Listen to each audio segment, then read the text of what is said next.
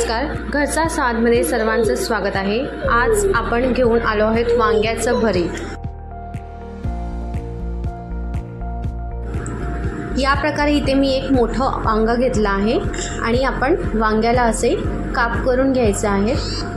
त्याच्यात आपल्याला चेक करायचं आहे की हे वांग किडलेलं आहे की नाही आहे, त्यामुळे आपल्याला समजेल हे वांग किडलेलं आहे की नाही आहे। बघू शकता आपलं हे वांग आहे ते व्यवस्थित आहे। आता आपण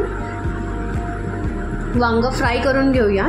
या प्रकारे आपल्याला गॅसवरती जाळी ठेवून वांग छानपैकी असं भाजून घ्यायचं आहे।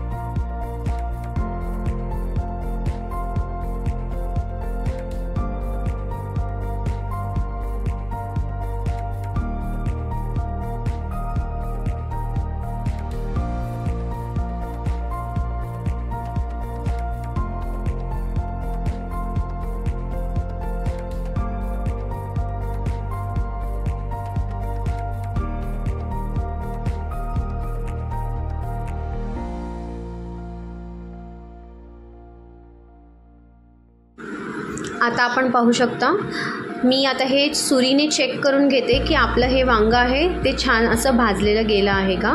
तो हो, आता हे छान असं भाजलेलं गेलं आहे। आपण आता ह्याला साईडला ठेवूया थोडंसं थंड व्हायला।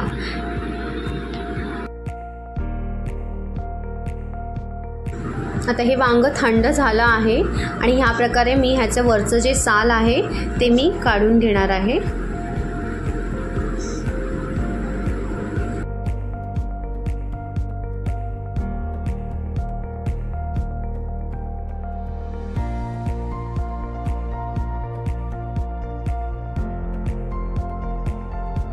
आता ह्या प्रकारे मी ह्याला कापून घेते आणि ह्याचे बारीक बारीक आपल्याला असे तुकडे करून घ्यायचे आहेत।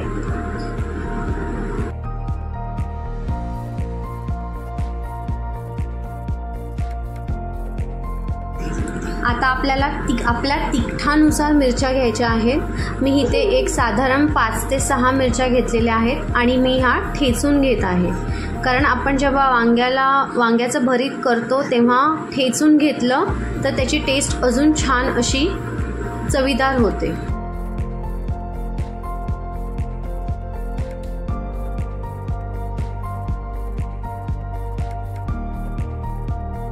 त्याचबरोबर मी ते 7 ते 8 लसणाच्या पाकळ्या घेतलेल्या आहेत। लसणाच्या पाकळ्यासुद्धा आपल्याला ठेचूनच घ्यायच्या आहेत। या प्रकारे आपण लसणाच्या पाकळ्या ठेचून घेऊयात। आता आपण साहित्य बघूया। इकडे मी भाजलेलं वांग चिरून घेतलेलं आहे। त्याचबरोबर मी इथे कांदा घेतलेला आहे बारीक चिरून, लसूण ठेचून आणि मिरची ठेचून घेतलेली आहे। त्याचबरोबर कोथिंबीर घेतलेली आहे बारीक चिरून, जिरं, हळद आणि चवीनुसार मीठ।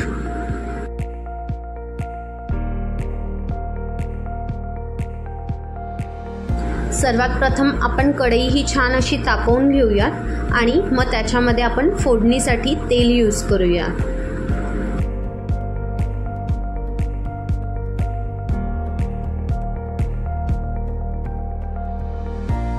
आपलं तेल हे तापलेलं आहे। सर्वात प्रथम मी जिरे टाकते आणि त्याचबरोबर ठेचलेले लसूण आणि हिरवी मिरची ॲड करून घेऊयात आणि हे छान असं लालसर होईस्तोवर परतून घेऊयात। आता आपण ह्यामध्ये आपला बारीक चिरलेला कांदा टाकून घेऊयात आणि ह्यालाही छान असं लालसर होईस्तोवर फ्राय करून घेऊयात।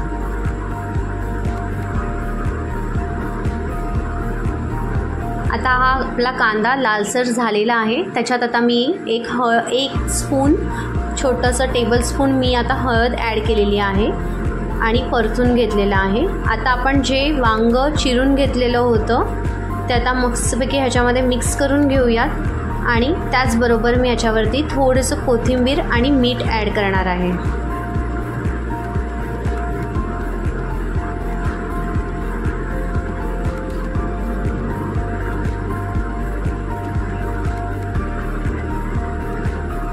तुम्ही पाहू शकता मी ह्याच्यातली अर्धी कोथिंबीर ठेवलेली आहे, ती आपण नंतर ह्याच्यावरून सर्व करून टाकूयात। आता आपण ह्याला झाकूयात, एक मंद आचेवरती आपल्याला एक 5 मिनिटं